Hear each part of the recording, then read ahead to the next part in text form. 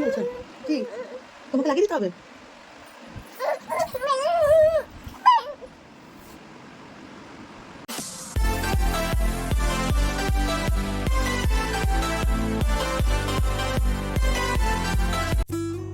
নমস্কার বন্ধুরা, আমি চন্দ্রিমা নিয়ে এসেছি আজ একটা নতুন ব্লগ নিয়ে।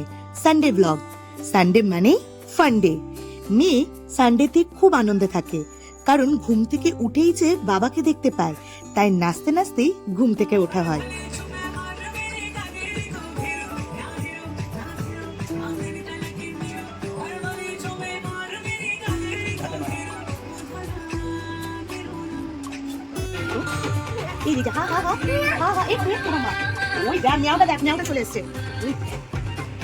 সকালের টিফিন ডালিয়া। এইবারই শুরু হলো আমার আসল যুদ্ধ। দেখো চলে এসছে। মুখ দিয়ে ফেলবে না মা, মুখ দিয়ে ফেলবে না, মুখ দিয়ে ফেললেই কিন্তু চলে আসবে। ও বাবা টিকটিক মামা টিকটিক। আরে ভয় লাগছে তো, ভয় লাগছে না মা, খেলা বাবা রে।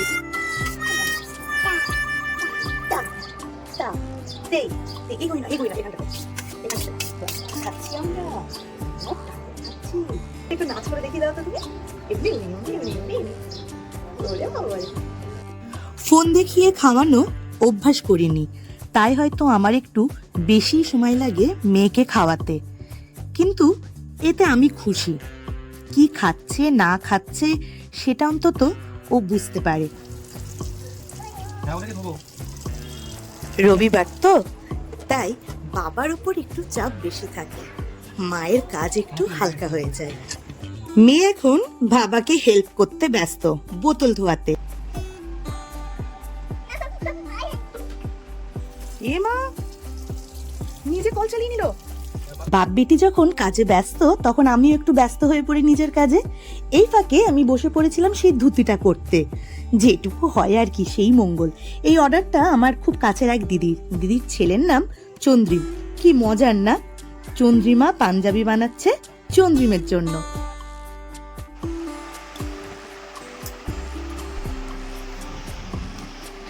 মামা মা মালিশ করে দিচ্ছে।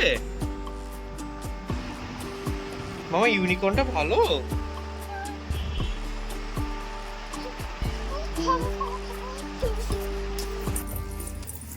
মেয়ের দৌড় দেখো স্নান করতে যাওয়ার জন্য।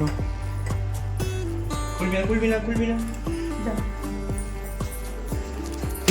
সারা দিনের মধ্যে স্নান করাটা হচ্ছে ওর কাছে খুব মজার একখানা ব্যাপার। বাবারে মেয়ের আনন্দ দেখো জলের মধ্যে। কি ভালো মেয়ে আমার। স্নান করা হয়ে গেছে বলে নিজেই উঠে পড়লো বাথটব থেকে। বাহ, ও মা, এ কি করছো? দরজা বন্ধ করে আবার বাথটবে ঢুকে পড়লো। হাই কপাল। না না না না, আর নয়, অনেক হয়েছে। এবার যুদ্ধের জন্য রেডি হও। তুতুন ঠিক চলে আসবে।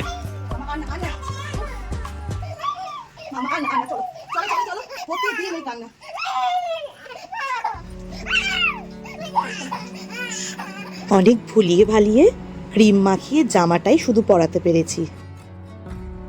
মৌসুমী লেবুর রস খেতে ও খুব ভালোবাসে। একা খেয়ে আবার শান্তি নেই, দিয়ে থুয়ে খেতে জানে, তাই বাবাকে দিল। মা যদি আবার রাগ করে, তাই আবার মাকেও দিতে চাইলো। এ বাবা, পুটিকে ভুলে গেছিলাম তো। এইবার পুটির পালা।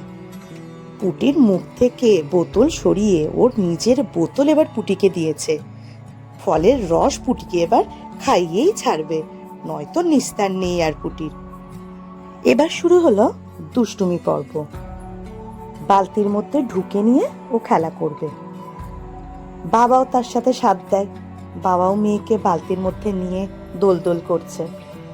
আসলে বাবা ঘরে থাকলে দুষ্টুমিগুলো যেন আরো একটু বেড়ে যায়। শুধু দুষ্টুমি বুদ্ধি মাথায়।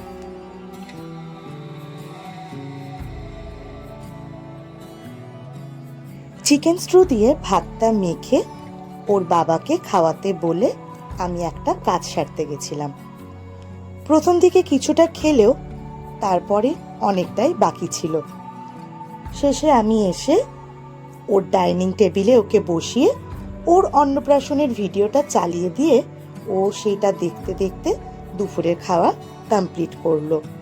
ওর নিজের ভিডিওটা দেখতে খুব পছন্দ করে। ঘুম থেকে উঠেই আবার শুরু বায়না। বাবার কাছেই যত বায়না, যত আবদার। জানে তো, মায়ের কাছে এসব পাত্তা পাবে না। কাজ হাসিল করার জন্য বাবাকে মাস্কা লাগানো হচ্ছে। বাবাও একেবারে গলে যায় মেয়ের আদরের কাছে। আলমারির ভেতরে লুকিয়ে থাকাটা ওর কাছে একটা মজার খেলা। ওকে আলমারির ভেতরে ঢুকিয়ে দিতে হবে। ব্যাস, ও আলমারির ভেতর ঢুকে থাকবে, ওর বাবা ওর সাথে খেলা করবে।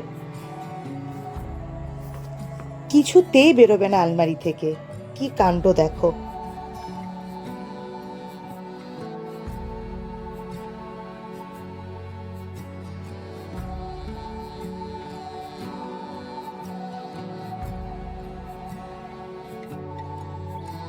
থাকতে ওখানে বসে থাক,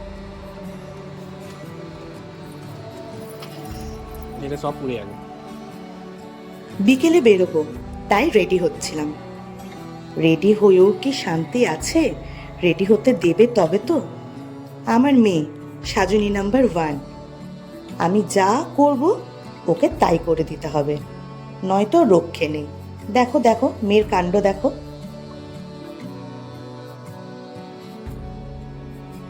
তিনজনে বেরিয়ে পড়লাম স্কুটি নিয়ে। এই যে আমাদের রাজকন্যা। হ্যাঁ হ্যাঁ, কোথায় যাচ্ছি সে তো বলবোই। তার জন্য দেখতে হবে আমাদের নেক্সট ভিডিওটি। টাটা।